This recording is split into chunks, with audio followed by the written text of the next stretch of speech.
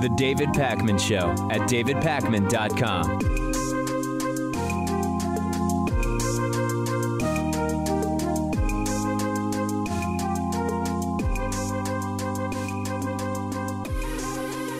We've had another horrible school shooting, this time in Santa Fe, Texas, not Santa Fe, New Mexico. 2018 has now been deadlier for school children as a result of shootings than for military service members. But we'll get to that a little bit later in the show. At this particular shooting, 10 people died, 10 were wounded at this Santa Fe, Texas school.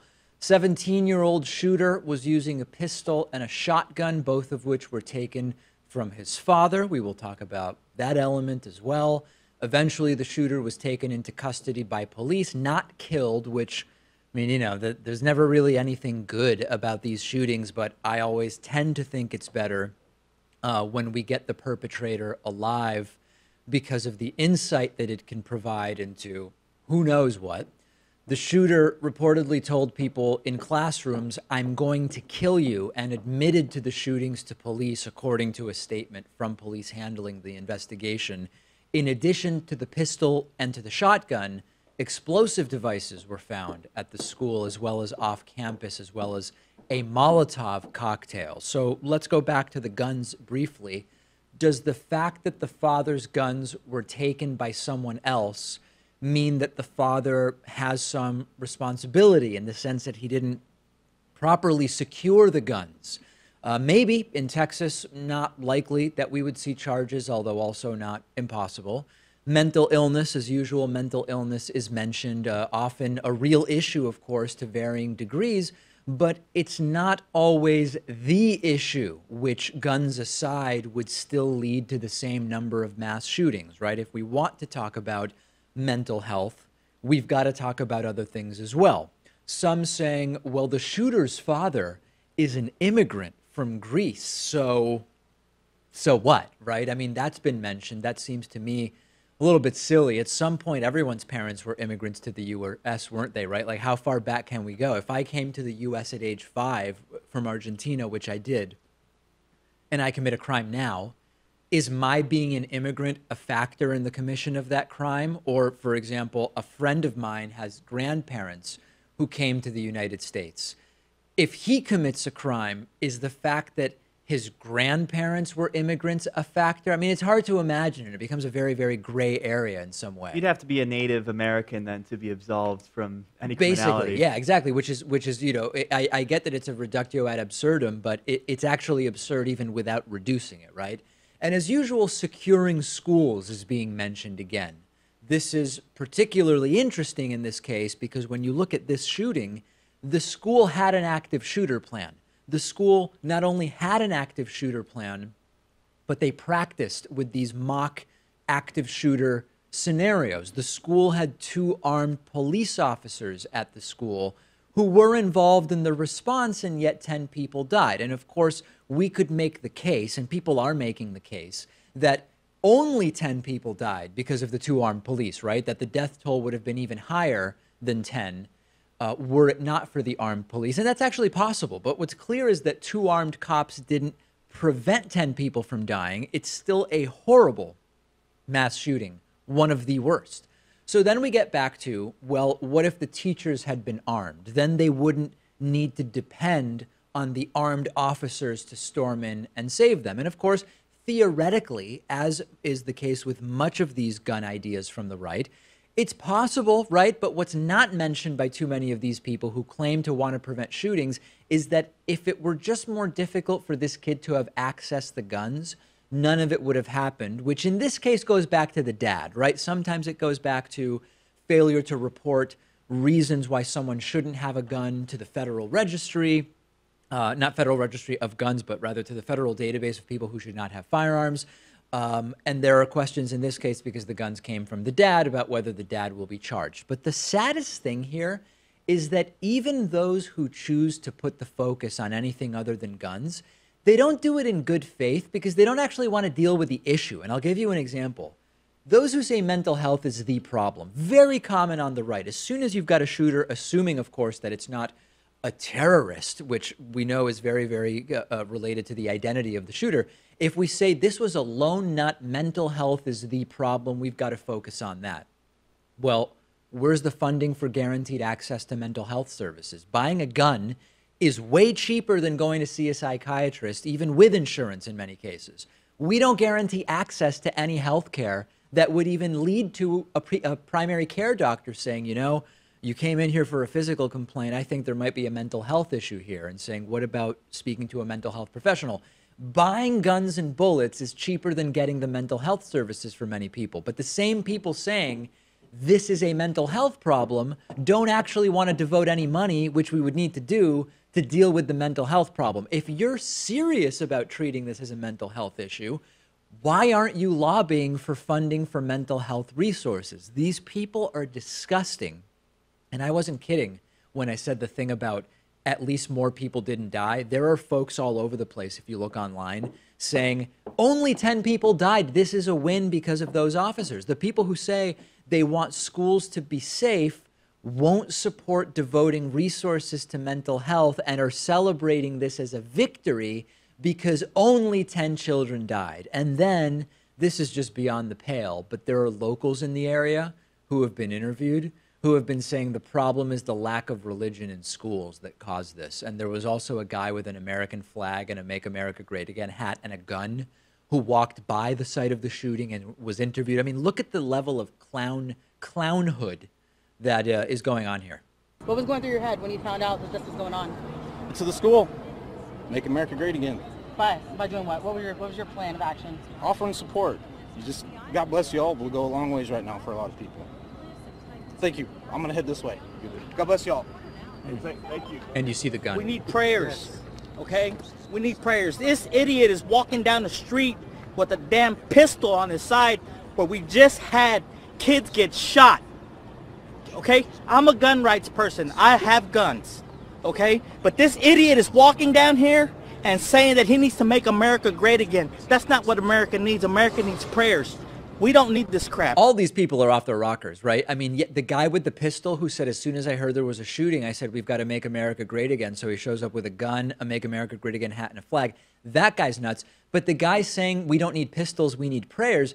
Prayers in churches have not stopped church shootings. The shootings happened literally as people were praying, and the prayers do nothing to keep kids safe in the future, and the prayers do nothing to bring these kids who died back to life. And one other example, someone named Sarah Tassin said, it's not the guns, it's the people, it's a heart problem. We need to bring God back into the schools.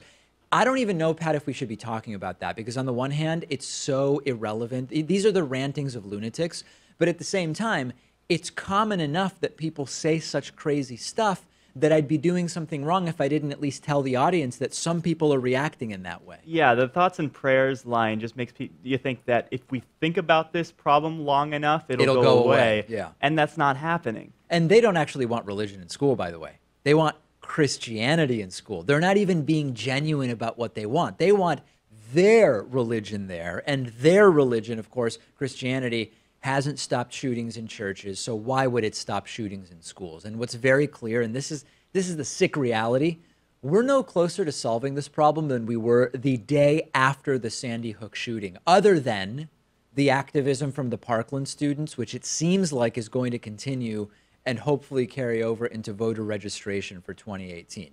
So now let's talk about school shootings in 2018 more broadly, right? We talked specifically about this shooting over the weekend in Santa Fe, Texas. 10 dead, 10 injured, horrible. Let's talk about school shootings this year now, okay? You will hear from the perverted diatribes of the gun fetishist right this talking point that the world is safer than it has ever been. And that's true, right? When you're talking about war and massive conflict and crime rates at large, that's actually true. But when they say it to minimize the problem of school shootings, it is a red herring. Or they will say gun deaths aren't really a problem because a ton of them are suicides. Or they'll say it's merely a mental health issue or whatever debunked talking point, right? None of them actually address the issue of school shootings. They all talk around it. To contextualize for you how bad the problem is, I want to give you just a few numbers that are stunning because of their vile and depraved nature. First of all, the number of students who have died in school shootings in 2018 is greater than the total number of military deaths in the American military in 2018, okay? When you look, as the Washington Post points out, at the fact that there have been more than 30 students who have died in school shootings this year so far. Of course, Parkland, Florida, and Santa Fe, Texas being some of the worst ones, the worst ones. And you see that just under 30 military service members have died so far. And that's, by the way, if you include a helicopter crash, that one could argue does not really represent the spirit of military deaths, because the fact it wasn't really relevant to military activity in any way, but we're still including it. You still have fewer people killed in the American military in 2018 than students at public schools in shootings. Now, before you jump all over me, Pat. Yes. Pat's getting upset here because I'm not mentioning something. Obviously, we need to consider the base rates. There are more than 50 million students in public schools. There are only 1.3 million members of the armed forces. So on a percentage basis, clearly it's more dangerous to be in the military. It's about 40 times more dangerous to be in the military than it is to be in public school. I get that. Daniel Kahneman would be very happy with you right now. You got to remember the base rate at all times. I'm not falling for the base rate fallacy, but the school shooting numbers are stunning. And really, shouldn't it be more than 40 times safer to be in school than to be in the military? Like, isn't that number even disturbing? Isn't it shocking to some degree that being in the military is only 40 times more dangerous than just being in third grade at public school? And in fact, the high school age American is 82 times more likely to die from a gun homicide than 15 to 19-year-olds in the rest of the developed world, which is flat out disgusting. Now, for some other numbers, and this is always shocking when we look at it, this shooting happened Friday, May 18th. Today is Monday, May 21st. Since this school shooting, including Friday, there have been 185 shootings in addition to the one in Santa Fe, Texas, okay? That doesn't even include this morning, and probably there were some shootings this morning. Now, not all 185 had deaths or injuries, but we had something like more than 50 people killed and over 125 injured in other shootings just on the day of the Santa Fe shooting and the 2 days that followed.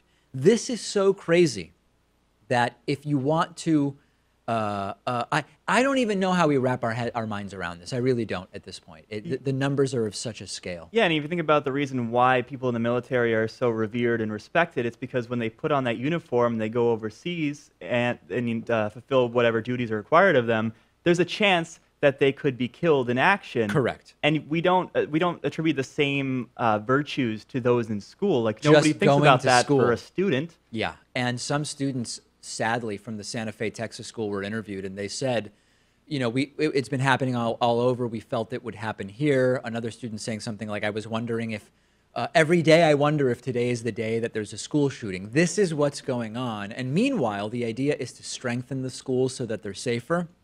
The current administration has given the military budget a ton more money, and they tried cutting the education budget. So far, Congress has resisted those cuts, but that's what they want to do. So I don't know what next. I would say we've got an election in 5.5 months. Register to vote. Vote out anyone who doesn't support common sense gun reforms when it comes to all of these issues, not just the gun reform, but mental health access, education. Democrats and Republicans, similar on many issues, different on many issues. Last week we talked about net neutrality as a great example. Vote them out. It is the only way. Quick break. I'm on Twitter at dpacman, and we'll be back after this. The David Pakman Show at davidpakman.com.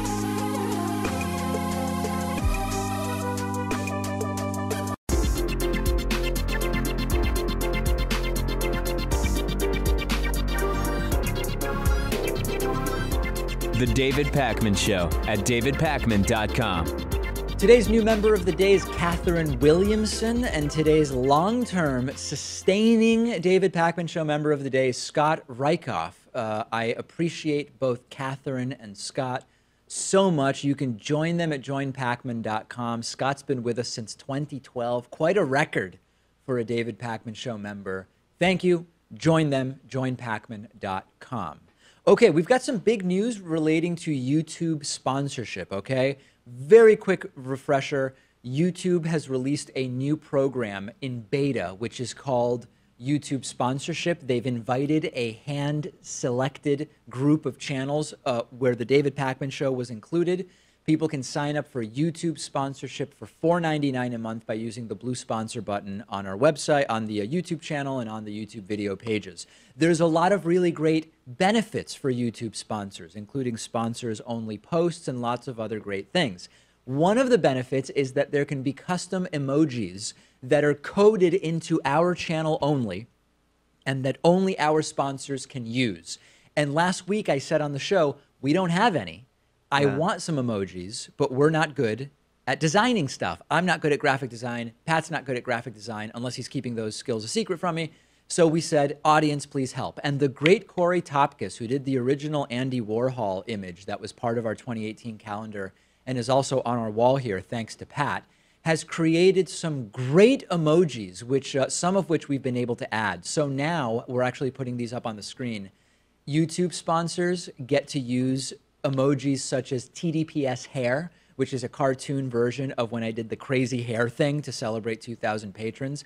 TDPS borscht, which is an emoji of me with a Eastern European beet soup splash on my face, which once I did the entire show with, Pat choosing not to tell me it was on my face because he thought it was a pimple and he didn't want to embarrass me. So it was borscht.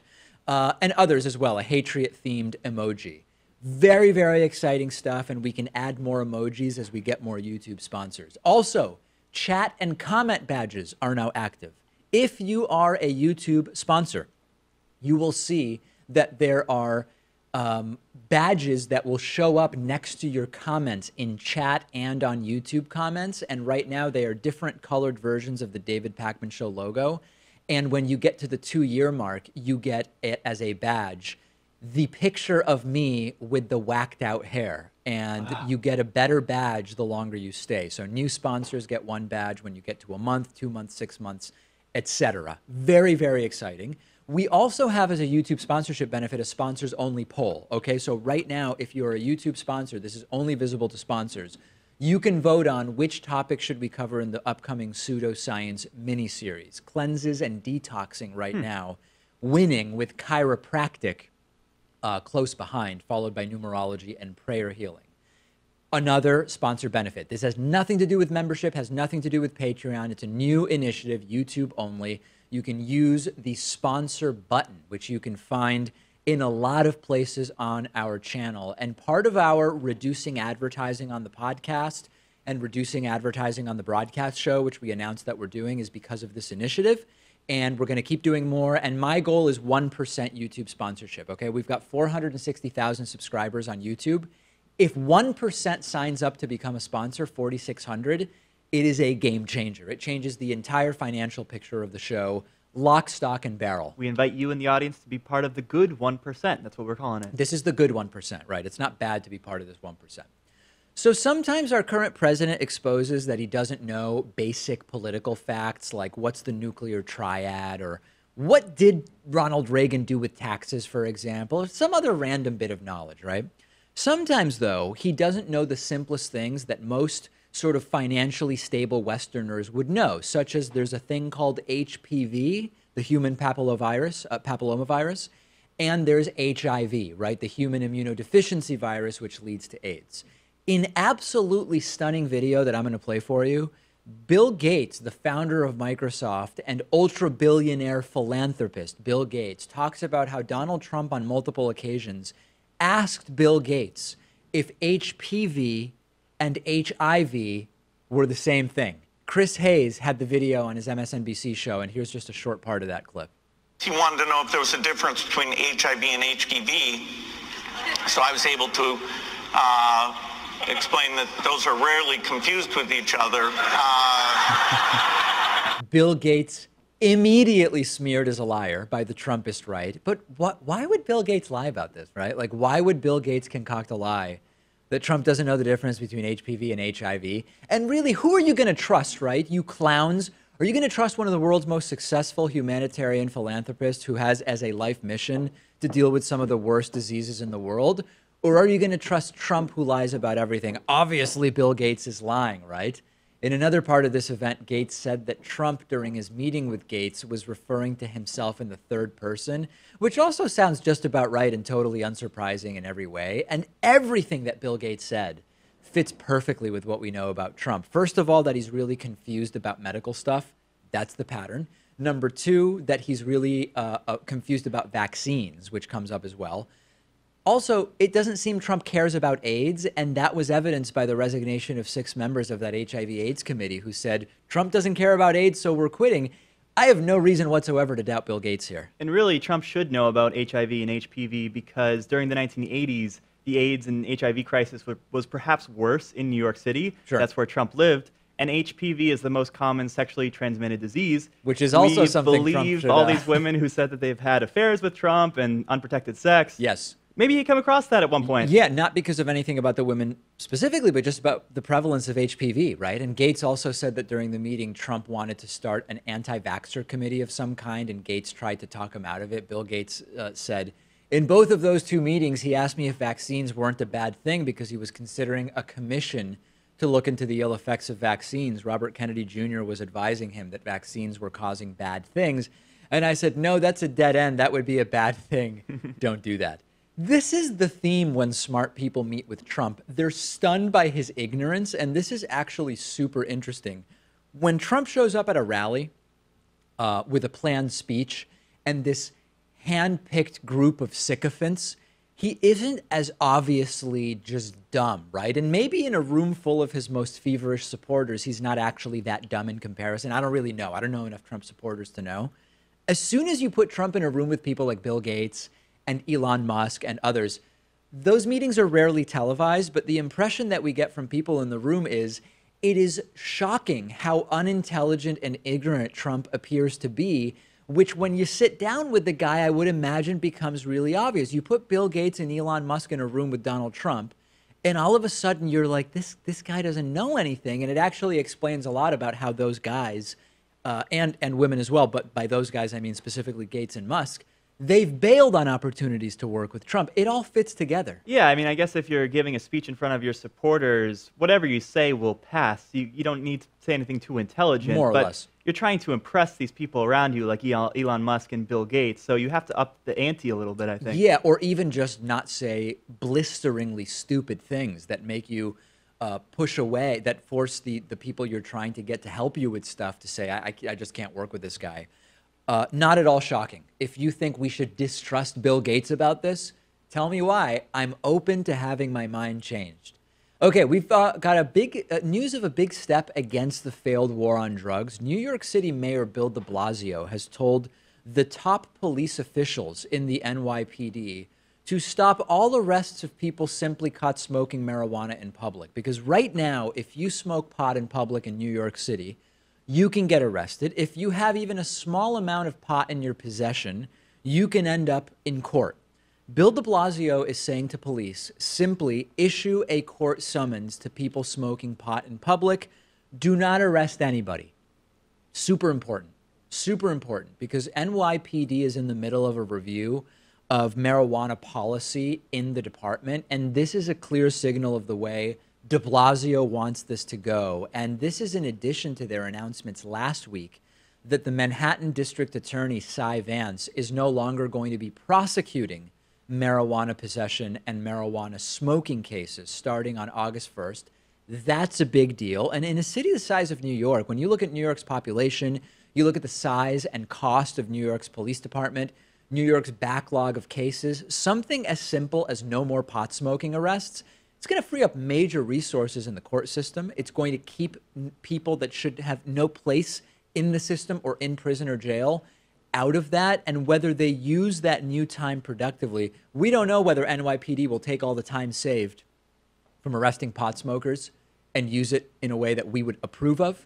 But at least conceivably, it's a really, really good thing. And the end game here is pretty straightforward, which is that de Blasio said to the New York Daily News, he believes marijuana legalization in New York State is, quote, likely to occur in the near future. So the idea is to start adjusting the policy now. And this would still leave marijuana illegal in New York City, strictly speaking, but the police wouldn't be arresting individuals for pot smoking or small possession. It would impact police activity. Once Cy Vance stops prosecuting this, it would impact the courts. It would hopefully keep people out of jail and prisons. And that would be the next step, right? Start either commuting sentences or ideally pardoning convictions for nonviolent drug offenders and clear space in the prisons and jails, see if we can reduce the prison industrial complex. I think this is all really great. I mean, this is what, how could I have a problem with this? You could say it's not enough and it's not happening fast enough, but these are good decisions and good policy changes. Yeah, and I think it will go towards, how we apply the law and whether we're doing it so equitably. Oh, yeah. Well, he mentioned that, actually. But yeah. Blasio said that was part of this. Yeah, because I feel like if a police officer comes across a group of teenagers and they're all white and they're smoking pot, the police officer would probably just tell them to put it away because they have bigger fish to fry. This is New York City after all. But if they come across an African-American person or a poor person, maybe they'd want to give them some trouble and put them in their cop car. That's interesting. This will disproportionately be good for those groups that are disproportionately targeted for smoking pot or small drug possession. So very, very good news from New York City. And we've been covering the legalization and decriminalization sort of journey of marijuana in the United States for a long time, and this is a good step. Discuss it with us on our subreddit if you like at davidpakman.com/REDDIT. The David Pakman Show at davidpakman.com.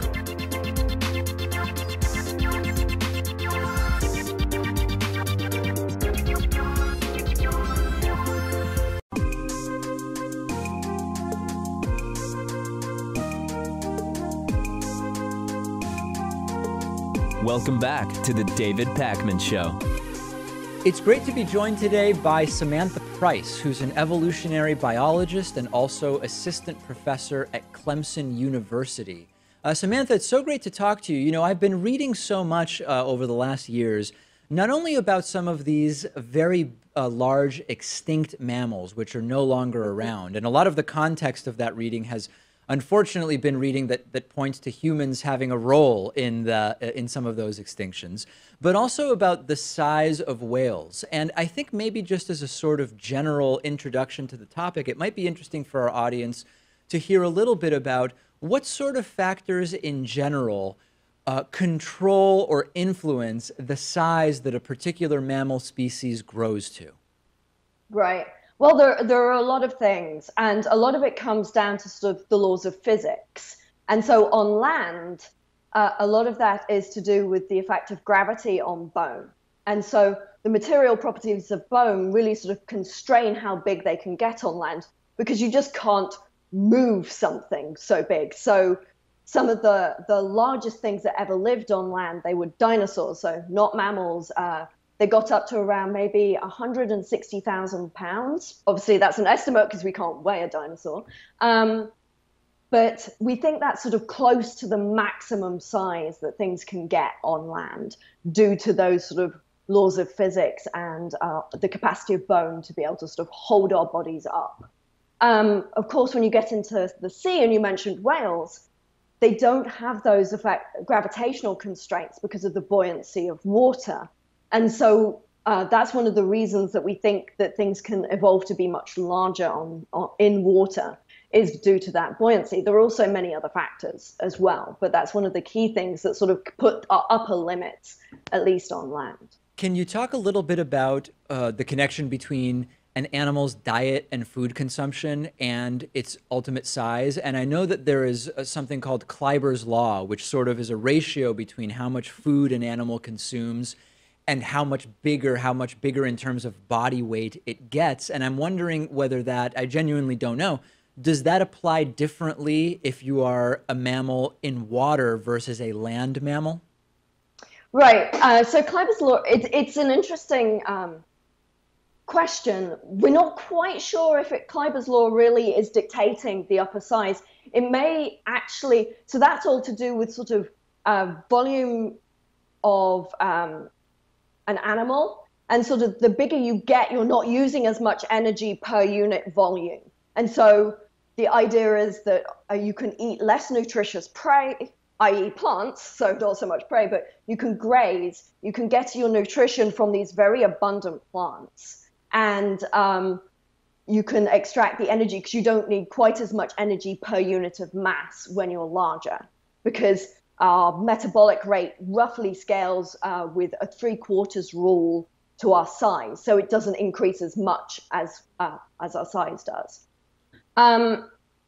However, it may just be that plants are just more numerous in the terrestrial environment, and therefore the big things are just eating the most available things. So it may not be particularly driven by Kleiber's rule. And the way that's very different in the oceans is there is not an equivalent of krill. So these very small, highly nutritious animal protein packets that aggregate in these very large groups during upwelling. And that's what these very large whales are eating. And so it may just be the difference in availability of protein. So plants aren't so nutritious, but they're very abundant on land, whereas krill, they're very abundant in the oceans and they're much more nutritious. That's interesting. So if we held level the sort of gravity-related constraints that allow whales in water to grow as big as they do, but did a thought experiment assuming a different diet for whales, would that conceivably allow for even larger whales, or is this sort of the optimal way that we would get the largest whales, given that the large ones eat a lot of krill, as you mentioned? Right. I mean, I don't think we quite know that. Obviously, the largest living vertebrate is the blue whale, and it's the largest vertebrate ever to have lived, and it eats krill. We do have a thought experiment in terms of we have marine herbivores, so the manatees and dugongs, and they don't get anywhere near the size of the blue whale. So we suspect that one of the major driving forces are these sort of aggregations of krill that have led to those absolutely ginormous sizes in the blue whale.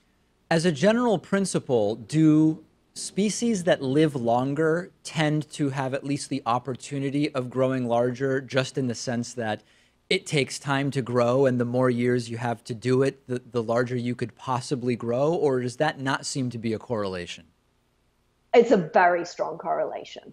So there is a very strong correlation between sort of average age and maximum age and body size. So the largest things are the longest lived because it takes you a long time to get to that size. It takes you a long time to grow to a size where you can reproduce. And so you have a very long sort of juvenile stage as well before you can even start to reproduce. Then you can't have multiple offspring, so you're only having one offspring each time you're having a reproductive event.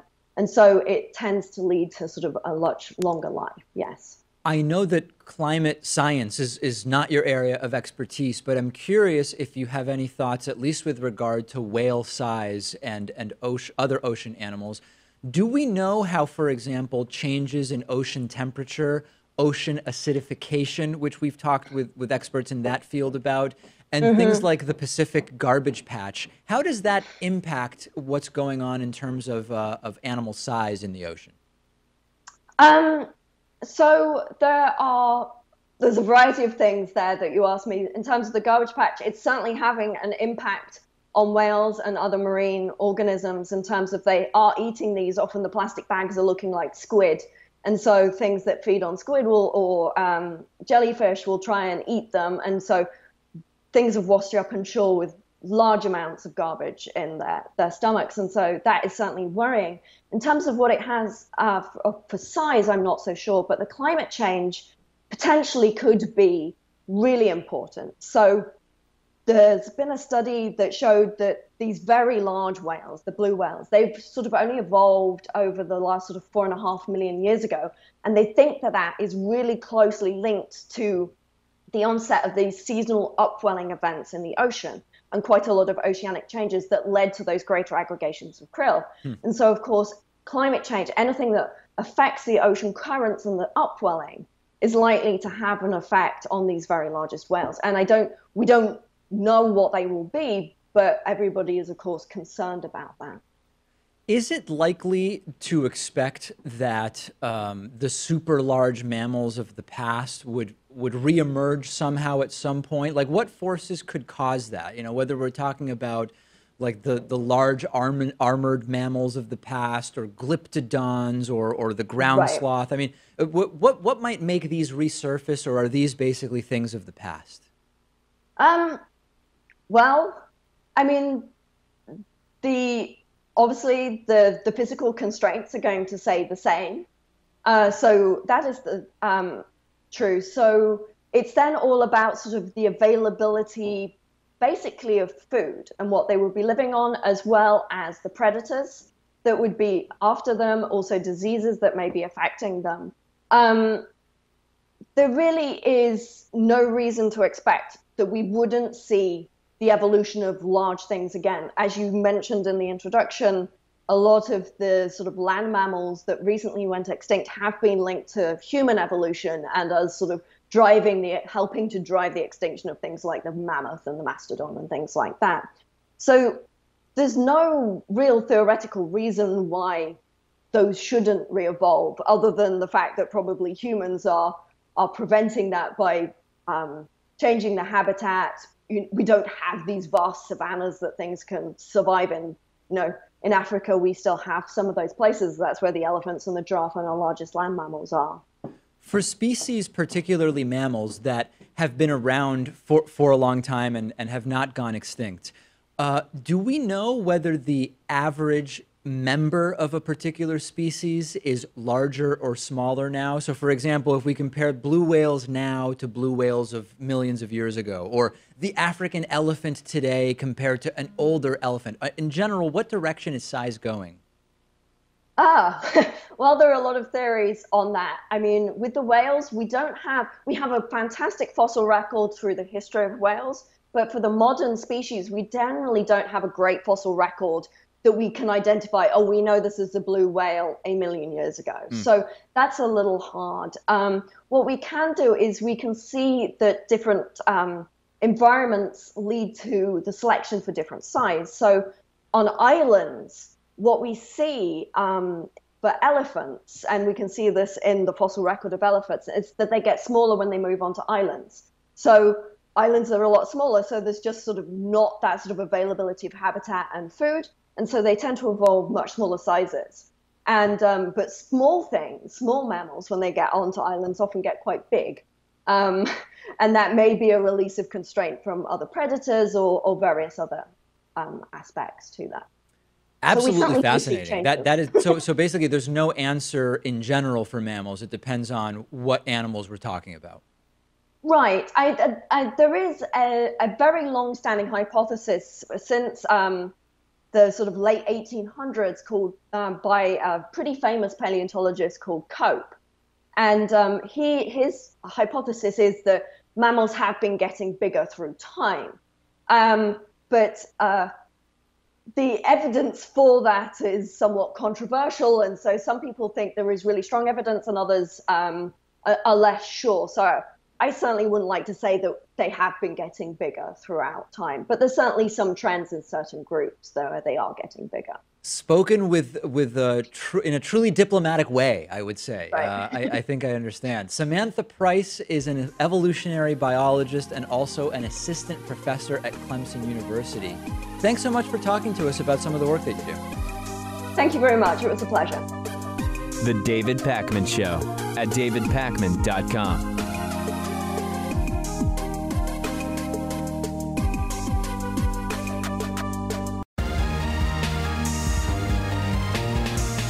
The David Pakman Show at davidpakman.com. As a sort of general idea on the program, I hesitate to do segments where I just cheer a religious leader when they step just outside of the normal dogma of their religion and say something that for most rational thinkers would be pretty obvious. Because in a way, I feel like it encourages us to keep paying attention to what religious leaders say about society. It kind of lends importance to what a particular religious community thinks about an issue. And I don't know that that's something I want to do. But at the same time, especially when we're talking about the Catholic Church, for example, which has more than 1 billion followers, it actually does impact the worldview of many people when the Pope says something that's notable or unusual in some way. And over the last few days, there have just been a ton of headlines about Pope Francis told a gay man who was sexually abused that God made him gay and that God didn't mind that he was gay. But the reason I want to talk about it is not because of the amazingly great thing that it is that Pope Francis said this. I mean, it's a fine thing to say. I actually don't think it's notable, unique, or new in any way, and I'll explain to you what I mean. This abuse victim had a private meeting with the Pope a couple of weeks ago and was on the receiving end of what appears to be, according to the articles that are being written, like the most pro-gay comments from a Pope, maybe in the history of the Catholic Church. And the man said, he told me, that you are gay does not matter. God made you like this and loves you like this, and I don't care. The Pope loves you like this. You have to be happy with who you are. The church was asked, did the Pope really say this to this guy? And they haven't commented, but there have been no denials for sure. So again, it's great that the leader of such a major religion seems to be saying, number one, you were born gay. God made you gay is kind of like saying you were born gay, which is better than saying people choose to be gay, which is a common religious right idea. That's good. But at the same time, the church has for a long time focused on the actions and the sin rather than the sinner, right?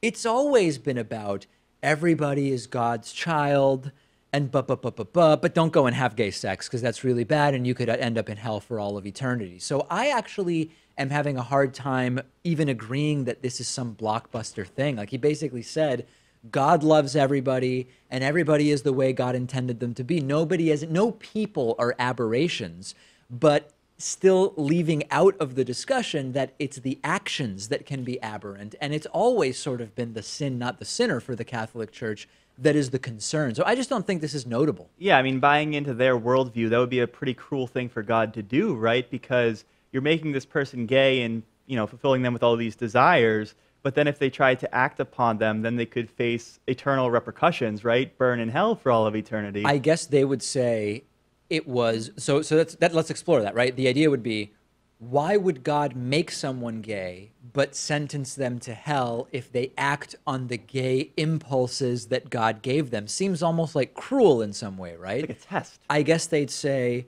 God is always testing us, each one of us in different ways, or the completely meaningless umbrella term, God works in mysterious ways, which is, of course, of no value whatsoever and completely not defeasible. Are you wearing a Fitbit now, by the way? I think I just noticed that. Yeah, it's Pat a new now thing. wearing a Fitbit. That I don't get much recorded during the show, it though. glared right against my eye. Now I realize that Pat's wearing a Fitbit. But that'll be a story for a different time. So listen, I mean, it's not clear that this is actually notable. Being gay has always been less the issue for the Catholic Church. Having gay sex, acting on the gay impulses is sort of what's always been the problem. So in the end, is this even something that the secular community, who of course believes religion should be allowed to exist, assuming it doesn't interfere with public policy or government action, should the secular community even address the comings and goings of what a particular religion says? I don't know. I feel like it's notable only in the sense that the Catholic Church has so many followers, but at the same time, it's just a new spin on what the Catholic Church has always said, which is hate the sin,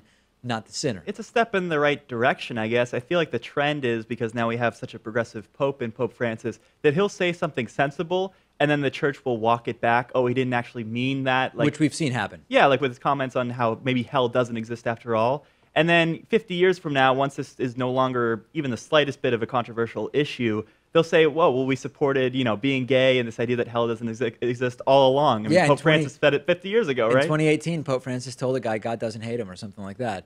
I guess my bigger question is, am I doing a service or disservice to the overall discussion around these social issues when I even mention Pope Francis said A, B, or C? That, I guess, is what I'd be curious to hear from the audience, right? Like, is this notable in a way that it has a place on this program which advocates for separation of church and state in accordance with the sort of founding principles of the United States of America, or is it just a sort of fluff? Let me know. I'm open to hearing from people one way or the other.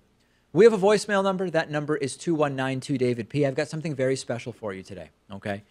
For years, we were getting voicemails, very aggressive, angry, often racist, race-baiting voicemails from someone that we identified as the Kansas troll, okay? We stopped hearing from the Kansas troll for a little while.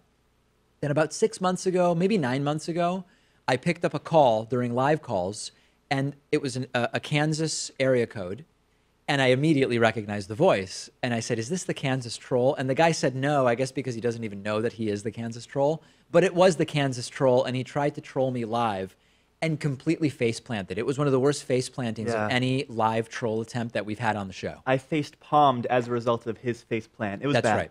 Shortly thereafter, he called in to Sam Cedars' show, The Majority Report.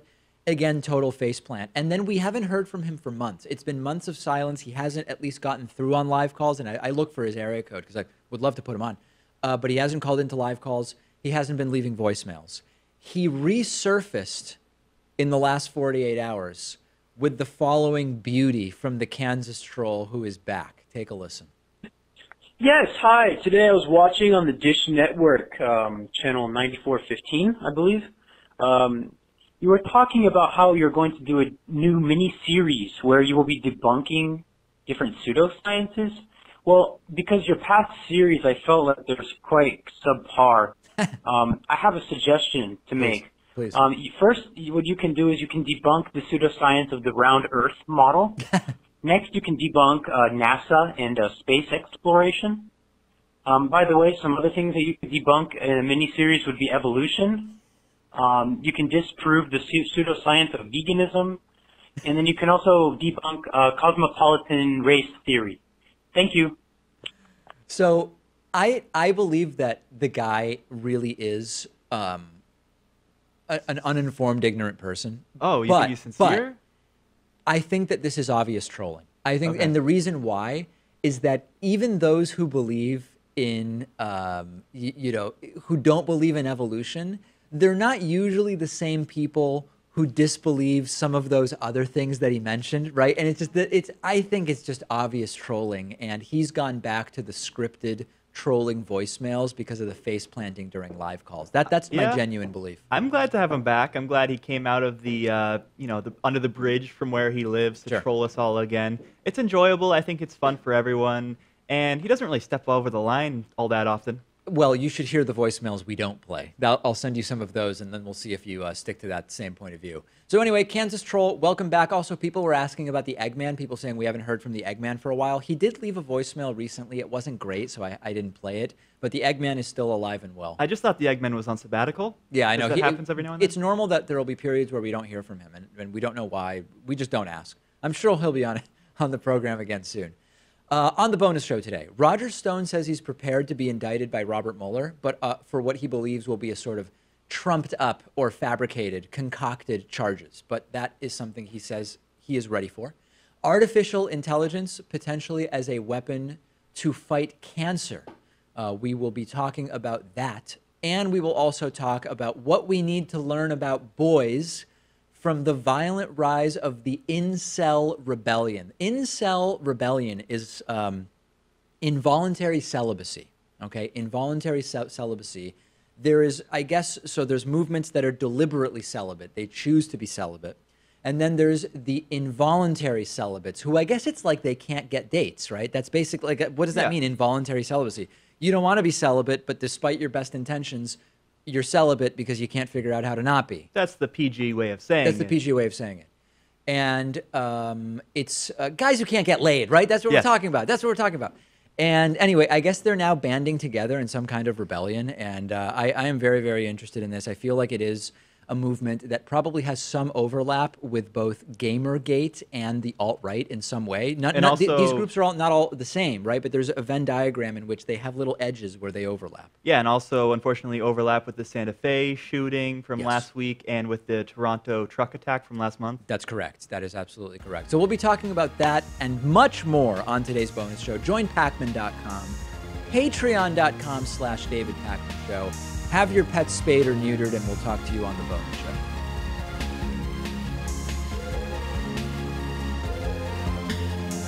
The David Pacman Show at davidpacman.com.